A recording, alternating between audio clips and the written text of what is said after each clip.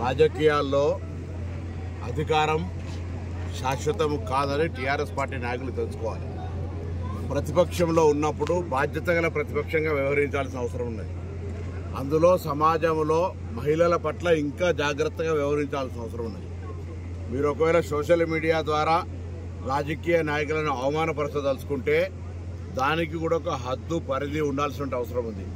కానీ ఈరోజు ఇటువంటి పొలిటికల్ యాక్టివిటీలో జిల్లా మంత్రిగా ఒక కార్యక్రమంలో పాల్గొనే సందర్భంలో మరొక ప్రజాప్రతినిధి గౌరవ సూచకంగా ఒక మాల ధరింపజేస్తే కూడా దానిపైన సెటార్లు వేసి అది అవమానపరిచే విధంగా, మొత్తం మహిళా జాతిని అవమానపరిచే విధంగా మరి పోస్టులు పెట్టి దాన్ని పబ్లిసిటీ చేస్తున్నటువంటి వాళ్ళ పట్ల తీవ్రంగా ఖండిస్తా ఉన్నాం. ఇది మంచి పద్ధతి కాదు.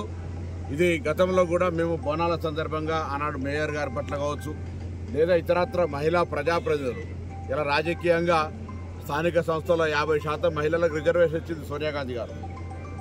అదేవిధంగా చట్టసభల్లో కూడా రిజర్వేషన్లు చేయడానికి ఆలోచన చేస్తున్నటువంటి తరుణంలో ప్రజాప్రతినిధులుగా క్షేత్రస్థాయిలో తిరిగే సందర్భంగా అనేక కార్యక్రమాల్లో పాల్పంచుకుంటూ ఉంటాం. ఒక గౌరవ ప్రజాప్రతినిధి పార్లమెంట్ సభ్యుడు అక్కడికి వచ్చి ఒక దండ వేస్తూ ఉంటుంటే మామూలుగా మాల వేసుకుంటా ఉన్నది, ఒక కండువా వేసుకునే సందర్భంలో దాన్ని బట్టి కింద ఎవరు పంపిణీ చేసారు కళ్యాణ లక్ష్మి అని చెప్పి వీళ్ళకి కళ్యాణ లక్ష్మి తీసుకుంటున్నారు అని చెప్పే విధంగా స్ట్రోల్ పెడుతున్నటువంటి టీఆర్ఎస్ పార్టీ ఇంతకంటే ఇంకొకటి అవమానపరం లేదు.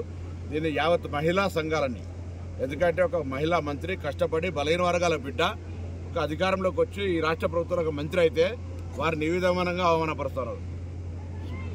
అక్క కూడా కొన్ని సందర్భాల లోపల అనేక రకాలుగా అసెంబ్లీ సాక్షిగా అవమానింపబడే పరిస్థితి.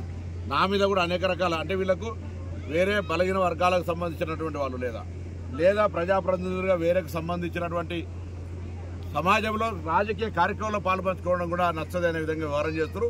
ఇది సమాజానికి మంచిది కాదు. అందులో నేను చెప్పిన రాజకీయాలు చేయదలుచుకుంటే ఎవరు శాశ్వత అధికారం కాదు. ప్రతిపక్షంలో ఉన్నప్పుడు మరింత బాధ్యతగా, అందులో మహిళల పట్ల అధికారంలో ఉన్నప్పుడు మీరు బాధ్యతగా ఉన్నారా లేదా, ఒక మహిళకు మంత్రి ఇచ్చిరా లేదా, మహిళల పట్ల మీ గౌరవం ఏమున్నది, మహిళలు చేయాలని వ్యాపారం చేస్తే ఎందుకు జైలుకి వెళ్ళి ఇవన్నీ సంఘటనలు మేమేం మాట్లాడతలేము ఇవాళ. కానీ ఒక మహిళా మంత్రిగా ఉన్నటువంటి అటువంటి పెట్టిన వాటి మీద మీరు పార్టీ నుంచి బహిష్కరించుకొని మీరే ఫిర్యాదు చేసి టీఆర్ఎస్ పార్టీని స్పందించి ఇటువంటి వాళ్ళ మీద మహిళల పట్ల మాకు గౌరవం ఉంది, మంచిది కాదని కఠినంగా శిక్షించమని మీరే డీజీపీకి లేఖ రాయమని చెప్పి కోరుతాను.